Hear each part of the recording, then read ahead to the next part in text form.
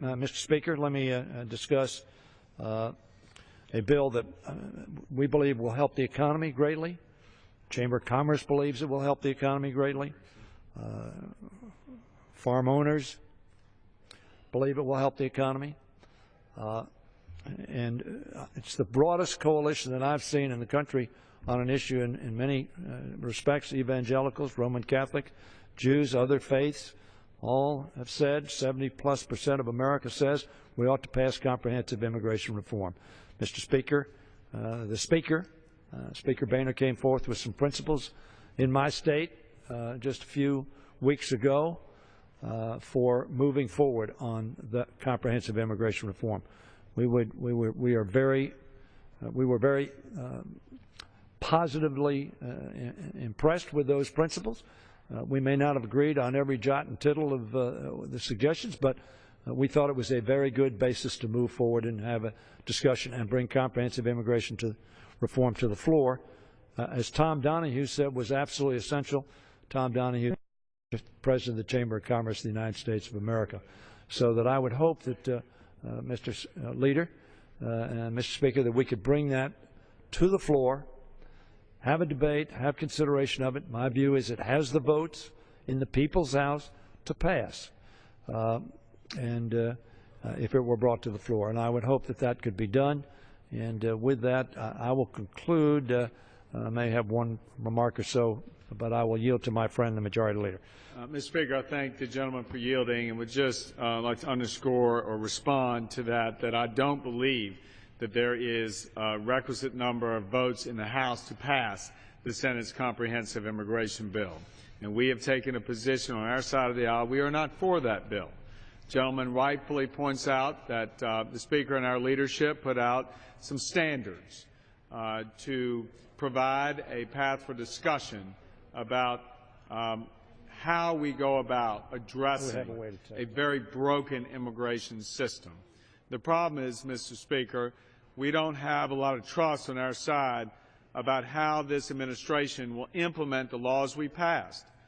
And nor do I think, Mr. Speaker, one could blame us, given the track record of this administration, in seemingly unilaterally making decisions of how to implement a health care law when it doesn't work.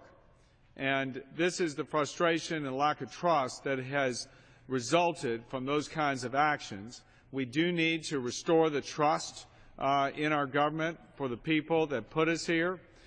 We do need to address a very broken system.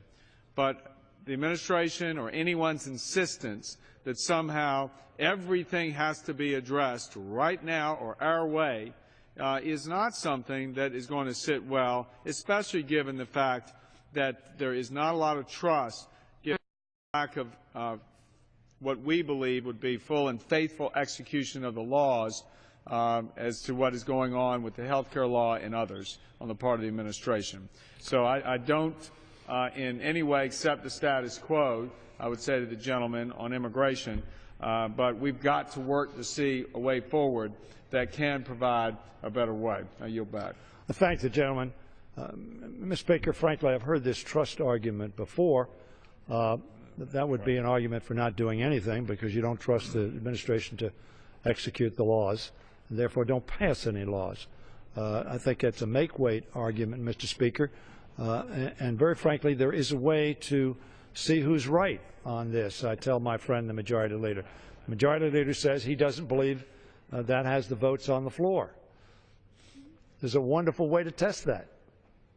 Bring it to the floor, and we will see who's right.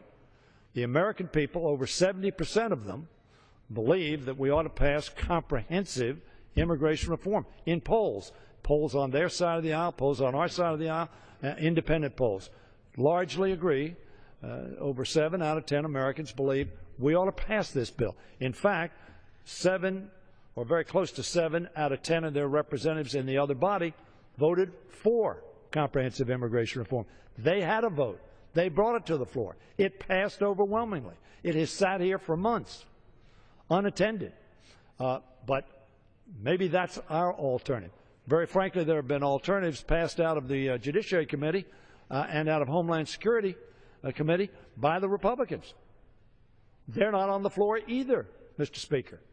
So no immigration alternatives have been offered for a vote on this floor. The People's House, a house in which the Speaker said when he took the gavel, here the people's will was respected because we'll bring things to the floor. They accused us of not doing that.